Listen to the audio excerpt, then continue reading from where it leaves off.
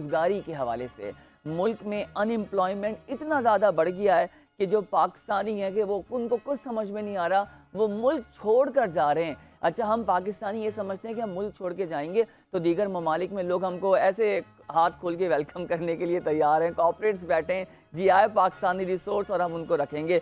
इन तमाम तर उमूर पर बात करेंगे कि इनकी क्या वजूहात है, ओवरसीज़ क्या सोच रहे हैं, पाकिस्तान के जो लोग हैं वहाँ जाकर किस तरह से काम करना चाह रहे हैं। तो एक बहुत अच्छा नाम जो इस तमाम तर इशूज़ पर बात करता है और बहुत एक्सपर्ट हैं, ख़ास तौर पे unemployment has increase in Pakistan.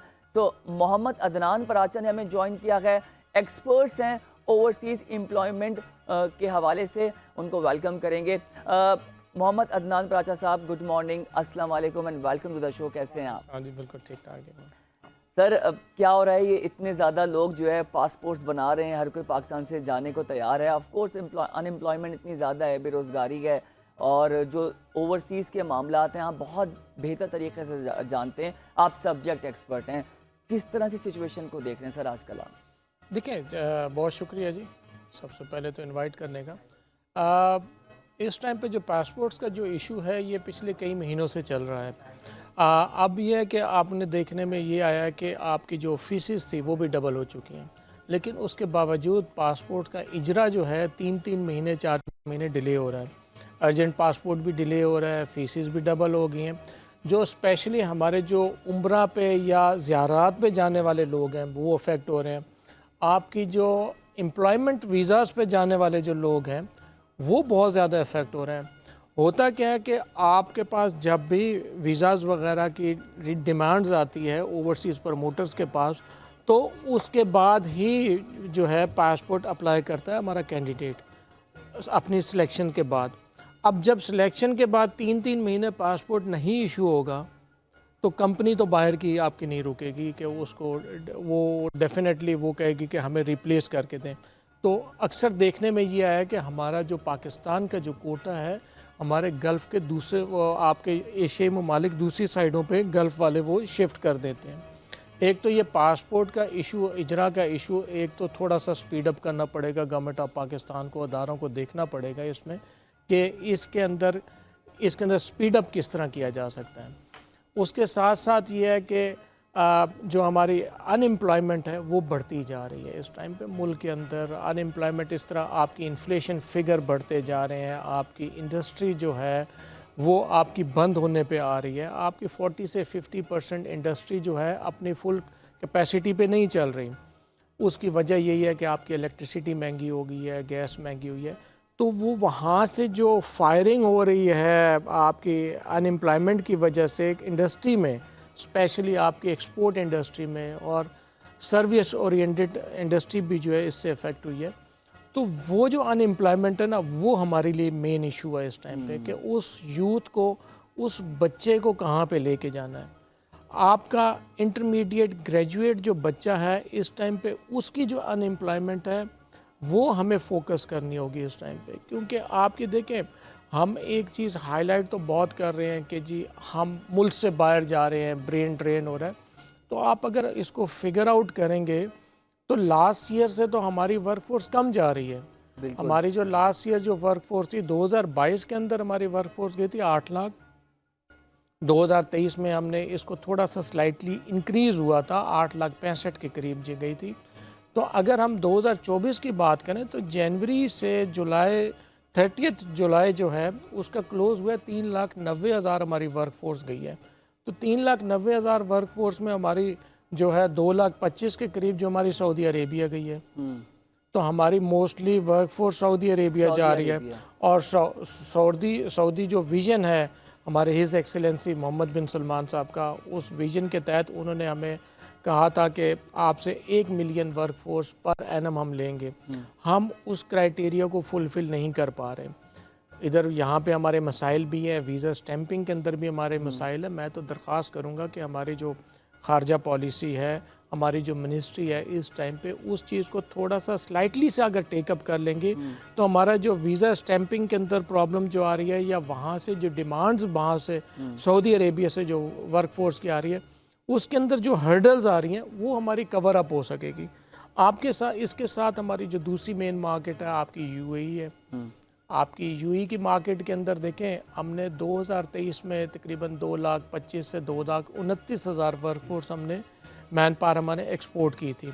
अच्छा, ये वर्कफोर्स उस वर्कफोर्स से हट के है जो कि विज़िट वीज़ा पे वहाँ पे गए थे और वहाँ पे फिर जॉब्स मिलने के बाद उन्होंने एम्प्लॉयमेंट वीज़ा में शिफ्ट कर लिया था अपने आप को। ये 2,29,000 की जो वर्कफोर्स है, ये वो वर्कफोर्स है जो जहाँ से पासपोर्ट के ऊपर प्रोटेक्टर स्टैम्प करा के गए थे। अब उसमें भी हमें डाउनफॉल देखने में आ रहा है, रिस्ट्रिक्शंस हैं, उसके अंदर हमारी अपनी यूथ की गलतियाँ हैं, हमारे नौजवानों की गलती है कि आपको एक तो थ्रू प्रॉपर चैनल एम्प्लॉयमेंट वीज़े पे जाना चाहिए। बिल्कुल, ये तो है, ये गलती हमारी रिसोर्स की है, रिसोर्स की हमारी गलती है। अच्छा, फिर अगर आप उधर वहाँ पे अगर आप विज़िट वीज़ास पे गए हैं और आपको जॉब नहीं मिली तो आपको एक स्पेसिफिक टाइम फ्रेम जो गवर्नमेंट ने यूएई गवर्नमेंट ने दिया है उसके अंदर आपको वापस आना चाहिए। आप वो वापस भी नहीं आए तो उसकी वजह से वहाँ पे ऐसी एक्टिविटीज़ हुई हैं। पर आचा साहब, मेरा एक सवाल है, रिसोर्स तो हमारी आपको पता है गड़बड़ करती है, हमारे मुल्क से भी एक वैक्यूम है। अगर जो रिसोर्स जा रही है, तो अभी आप खारजा से बात कर रहे थे, मिनिस्ट्री ऑफ खारजा इन तमाम तर चीज़ों को देखे, ये वाला इशू भी सॉल्व करे। दूसरा सर, एक बहुत बड़ा प्रॉब्लम हम देख रहे हैं कि हमारी बैड इमेज क्रिएट हो रही है।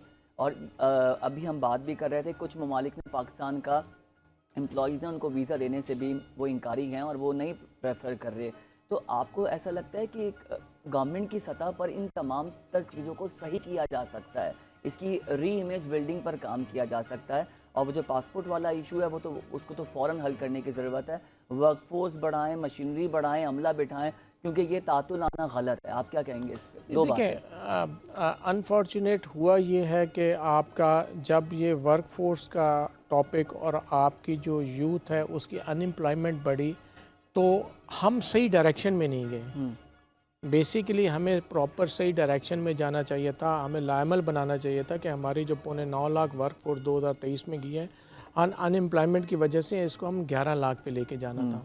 हम 11 लाख के लेके जाने के बजाय हम जो इस साल क्लोज़ करेंगे, पहली तो बात यह है कि हम 7 लाख के अंडर ही करेंगे। अच्छा। तो हमारी तकरीबन 2.25 लाख वर्कफोर्स पिछले साल से कम जाएगी, एक्सपोर्ट होगी। नंबर 1 तो ये। दूसरी चीज़ ये कि जो आपने बात की कि हमारा जो इमेज ख़राब हो रहा है, वो आपने बिल्कुल ठीक बात की। वही मैं बात करना चाह रहा था कि आपका जो इमेज ख़राब हुआ है हमारे ही यूथ ने, हमारे ही लोगों ने किया है कि आप उम्रा पे जा रहे हैं, वहाँ पे आप भीख मांग रहे हैं, ठीक है। आप यूएई जा रहे हैं, आपका यूएई के सेक्टर के अंदर जा रहे हैं, वहाँ पे अगर आपको जॉब नहीं मिल रही, आप दूसरी एक्टिविटीज़ में इन्वॉल्व हो रहे हैं, आप उस विज़िट वीज़े की उस चीज़ को आप समझ नहीं पा रहे कि उस टाइम फ्रेम के अंदर अगर आपको जॉब नहीं मिल रही या आप उसके अंदर आप वापस आ जाएं, ना कि वो वापस आए, वो एब्सकॉन्डिंग केसेस भी आए हैं, देखने में आए। तो ये यूएई गवर्नमेंट की तरफ से जो उन्होंने रिस्ट्रिक्शंस लगाई हैं, मैं ये समझता हूँ कि उन्होंने बिल्कुल लगाई हैं। अब हमारी पाकिस्तान गवर्नमेंट का एक ये होना चाहिए कि पाकिस्तान गवर्नमेंट अपनी खारजा पॉलिसी यूएई गवर्नमेंट के साथ बात करे और उनके साथ सफारती लेवल पे बात करने के बाद हमारा जो एम्प्लॉयमेंट वीज़ा जो इफेक्ट हुआ पड़ा है उसके ऊपर काम करने की ज़रूरत है। देखें, 48,000 हमारी वर्कफोर्स अब तक इन 7 महीनों में गई है। 48,000 आपकी वर्कफोर्स गई है इन 7 महीनों में यूएई एम्प्लॉयमेंट पे, जो कि लास्ट ईयर जो हमारी थी 2,29,000 थी। तो अगर हम इसी की रेशो को रखें तो हमारा 75,000 से ऊपर वर्कफोर्स नहीं जाएगी, 1.5 लाख वर्कफोर्स हमारी कम जाएगी। तो हमें तो इस यूथ के बारे में सोचना है। और आपको मैं एक चीज़ बताऊं कि यूएई का सेक्टर वो सेक्टर है जहाँ पे हमारा एजुकेटेड बच्चा जाता है। वहाँ पे सेल्स की जॉब वहाँ पे ज़्यादा है, मार्केटिंग की, अकाउंट्स की, आपकी इस तरह की जो जॉब्स हैं ये वहाँ पे बहुत ज़्यादा है। जो कि सेल्स में हमारे जो मैनेजेरियल जो हमारे वीज़ा जो हमारे जो लोग गए थे 2023 में, अब जहाँ पे 29 से 30 हज़ार गए थे, इस 7 महीनों में 6 से 7 हज़ार हो गए। तो हमें तो उन बच्चों के बारे में सोचना है। दूसरी चीज़, एक ये चीज़ बताऊँ कि एक कॉन्सेप्ट क्लियर करने की बात है कि जो कि हमारा कॉन्सेप्ट क्लियर नहीं हो रहा लोगों का, कि ओवरसीज़ एम्प्लॉयमेंट प्रमोटर एम्प्लॉयमेंट वीज़े का काम करता है, वो विज़िट वीज़े का काम नहीं करता। ये जितने भी केसेस आए हैं तो वो विजिट वीज़े के ऊपर आए हैं। एम्प्लॉयमेंट वीज़े के ऊपर तो मैं जाऊंगा वहाँ पे, जैसे ही मैं लैंड करूंगा next day I will be deploy on the वो जॉब। तो स्टेटस क्लियर ठीक है ना, वो तो स्टेटस क्लियर है। है। अब जो विजिट वीज़ों पे जो प्रॉब्लम्स आई है, वहाँ से प्रॉब्लम, Very उस right. प्रॉब्लम को सॉर्ट आउट करने के बजाय हमारे ऊपर स्क्रूटनी टाइट कर दी गई। क्या हमारे ऊपर क्या एम्प्लॉयमेंट वालों पे, अब हम यही शोर में चाह रहे हैं कि employment visa is something else, visit visa एक अलग चीज़ है। एम्प्लॉयमेंट वीज़े को तो एटलीस्ट खुलवाएं ताकि हमारी जो अनएम्प्लॉयमेंट यहाँ पे बढ़ रही है उसको हम तकरीबन जो है हमारा तक 70 से 80 हज़ार वर्कफोर्स जो हमारा यूई इस साल जा सकता था इन 7 महीनों में, वो हमारा नहीं गया। अच्छा प्राचा साहब, आप ये एक तासुर हमारे यहाँ ये भी है कि आजकल हर कोई जो है वो कंसल्टेंट बन के बैठा हुआ है और यूथ को गलत गाइड किया जा रहा है। जो मेरी नॉलेज में चीज़ें आई सुनी मैंने कि जी विजिट वीज़े पे चले जाएं फिर एम्प्लॉयमेंट आपको मिल जाएगी। एक फैक्टर ये भी आ रहा है, आप समझते हैं कि लोग विजिट पे जाते हैं और रोज़गार ढूंढने के लिए फिर वहाँ जो है स्लिप हो जाते हैं। तो ये तासुर भी बड़ा गलत दिया हुआ है। जो कंसल्टेंट, सारे नहीं, कुछ जो हैं उन्होंने ये थोड़ा सा गलत इन्फॉर्मेशन, डिसइन्फॉर्मेशन दे रहे हैं। लेकिन जहाँ तक बात आप कर रहे हैं ना, ओवरसीज़ एम्प्लॉयमेंट जो प्रमोटर्स हैं वो तो एक मिनिस्ट्री ऑफ एचआर के अंडर आता है। बिल्कुल, वो तो ऐसा काम ना सोच सकता है ना कर सकता अब वो है, बड़े क्योंकि स्मूथली चल रहे हैं। क्योंकि उनको एक लाइन ड्रॉ कर दी गई है कि आपने एम्प्लॉयमेंट जनरेशन करनी है, बिल्कुल मैन ऐसा पावर ही का है। बिजनेस लाना है, मैन पावर, और आपने डिप्लॉय करनी है। जो विजिट वीज़ास पे जा रहे हैं उसके ऊपर सख्ती करनी चाहिए। अब वो कौन से अवामिल हैं, कौन से एजेंट माफिया हैं, कौन हमारे यूथ को गुमराह कर रहा है, उसकी तरफ आपको स्क्रूटनी करनी चाहिए।